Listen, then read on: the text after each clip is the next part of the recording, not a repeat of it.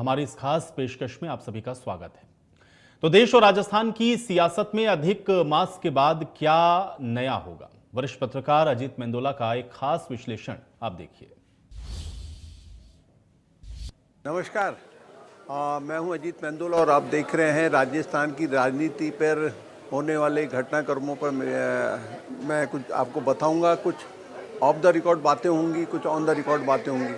On the record तो आप देख ही रहे हैं कि कांग्रेस में एक घमासान मचा हुआ है और तमाम तरह की बातें हो रही हैं, लेकिन ऐसा लगता है कि पूर्व मुख्यमंत्री अशोक गहलोत ने जो परसों बयान दिया था उसके बाद दिल्ली में थोड़ा सा दिल्ली शांत हो गई है। दिल्ली में मेरे को लगता है कि अभी राजस्थान को लेकर कोई चर्चा हो नहीं रही है और राहुल गांधी ने उनके जो वक्तव्य है उनके वक्तव्य को गंभीरता से लिया है। उस पर वो शायद काम करेंगे, देखेंगे कि क्या क्या मामला हुआ है। लेकिन उससे इत्र जो यहाँ पर अभी दिल्ली में कांग्रेस में जो हलचल है, कांग्रेस की हलचल ये है कि भाई कल एक स्पेशल मीटिंग उन्होंने बुलाई है। केसी वेणुगोपाल ने एक नोटिस जारी करा है, प्रदेश अध्यक्ष, जनरल सेक्रेटरी इंचार्ज सब आएंगे।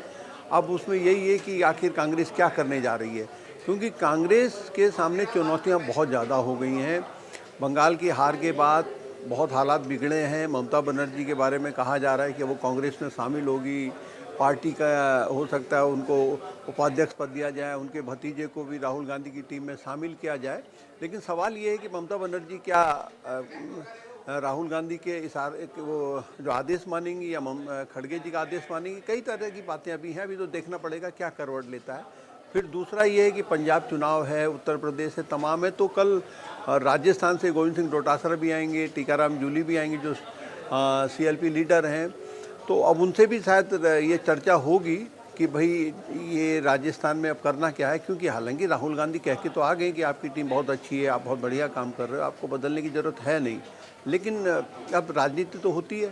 सोशल मीडिया में जिस तरह के बयान चल रहे हैं, जो बातें कही जा रही हैं, माना सोशल मीडिया ऐसा लगता है कई बार कि वो एक विशेष व्यक्ति को समर्थन में जो चाहे बोल रहे हैं। खैर ये होता रहता है राजनीति में और बातें करते रहते हैं।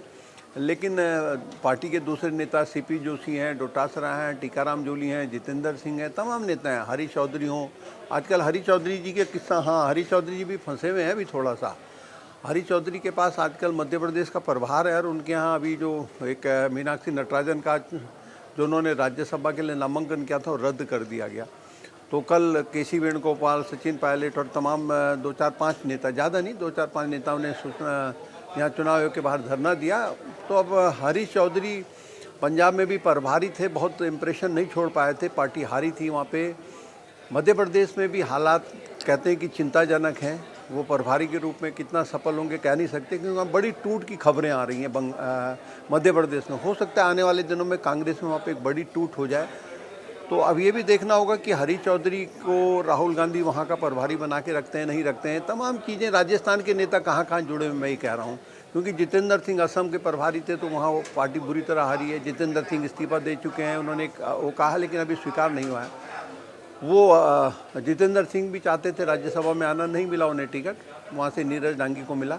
लेकिन अलग BJP में भी एक बड़ी अजीब सी स्थिति बनी हुई है और मुख्यमंत्री भजनलाल शर्मा तो अपने हिसाब से अपने कामकाज को ठीक ठाक करने की कोशिश करते हैं और वो कर भी रहे हैं। लेकिन उनके मंत्री अब आजकल किरोड़ी लाल मीणा फिर चर्चाओं में है। कांग्रेस ने, गोविंद सिंह डोटासरा ने कहा है कि वो इस्तीफा देना चाहिए उनके, क्योंकि एक ACB एंटी करप्शन ब्यूरो ने कहीं छापा मारा, जो अधिकारी पकड़ा वो उनका करीबी बताया जाता है।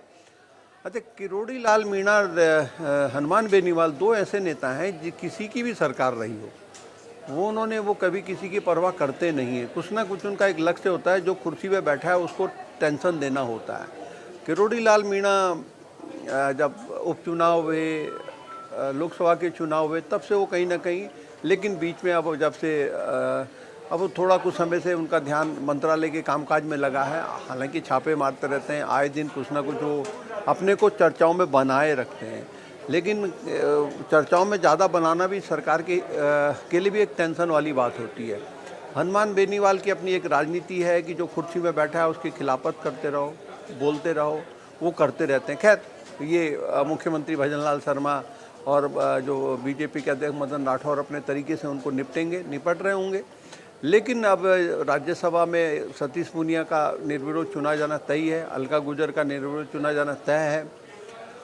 और सबसे बड़ी बात, मल मास अब 15 तारीख को ख़त्म हो रहा है। अधिक मास जिसको बोलते हैं, कहीं मल मास बोलते हैं, और बीजेपी हिंदूवादी पार्टी है तो वो इन चीज़ों को मानती है। तो मल मास ख़त्म होने के बाद, क्योंकि राजस्थान में मंत्रिमंडल का विस्तार बहुत लंबे समय से लंबित है, राजनीतिक नियुक्तियां नहीं हो रही हैं। इस बीच दिल्ली में नितिन नवीन जो नए राष्ट्रीय अध्यक्ष हैं, उनकी टीम का नई टीम बननी है, और अटकलें हैं कि भाई प्रधानमंत्री मोदी भी एक आध 2 महीने में, 15 दिन में कभी भी अपनी टीम में वो बदलाव करेंगे, बड़े स्तर पर करेंगे। तो राजस्थान से भी 3-4 मंत्री तो ही अपने गजेंद्र सिंह शेखावत हैं, अर्जुना मेघवाल हैं, भागीरथ चौधरी हैं, गजेंद्र सिंह शेखावत और भूपेंद्र यादव हैं। ये बाकी 3-4 मंत्री तो काफ़ी चर्चा में रहते हैं, लेकिन भागीरथ चौधरी जाट नेता के रूप में अपने को स्थापित नहीं कर पाए, और वो उनका मंत्री होना ना होना मतलब यही माना जाता है, बहुत प्रभावशाली नहीं है।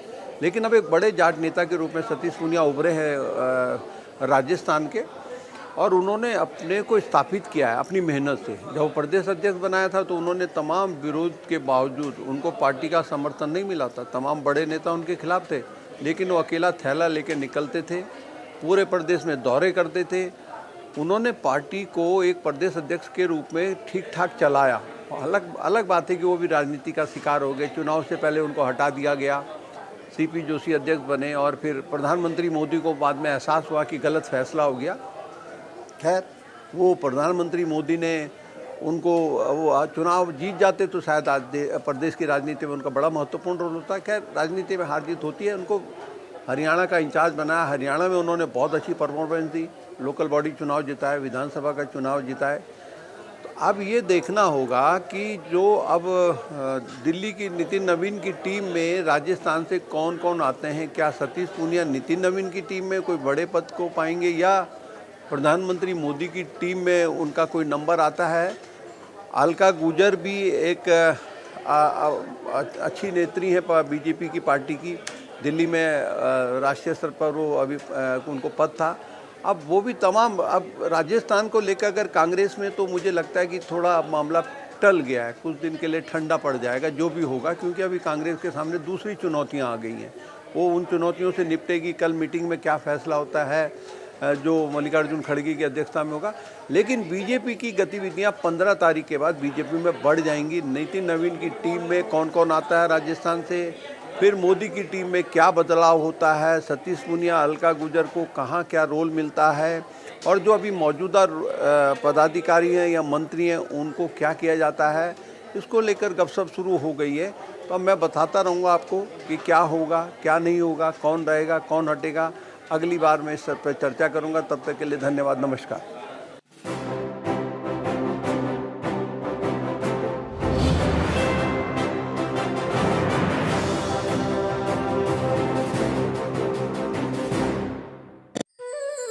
वही धरा, वही गगन, हर गाँव गाँव, हर घर घर मुस्कान है। प्रधानमंत्री मोदी जी संग भजन सरकार का संकल्प महान है। नई सी सूरत, नई उमंगे, ये आगे बढ़ता राजस्थान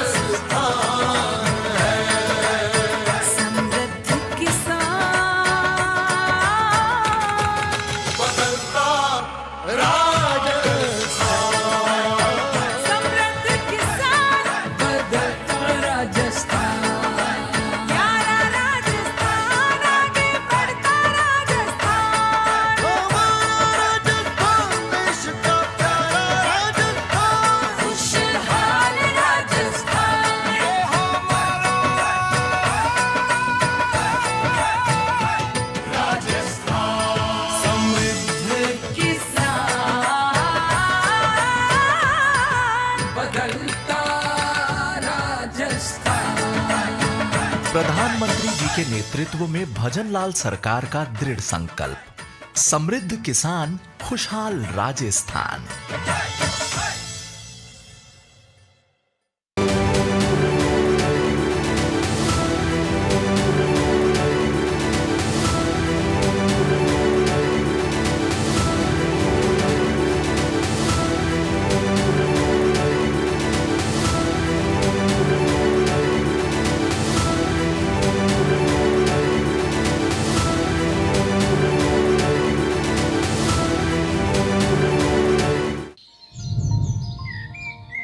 हमारी शादी के बाद तो 4 ही दिन में छाले निकल आए थे हाथों में। इसका हाथ देखो, महीना भर से चमक रहा है। काहे कि घर में तब सुविधा ना रही, और अब शौचालय है, पानी है, गैस भी है घर में। अभी काम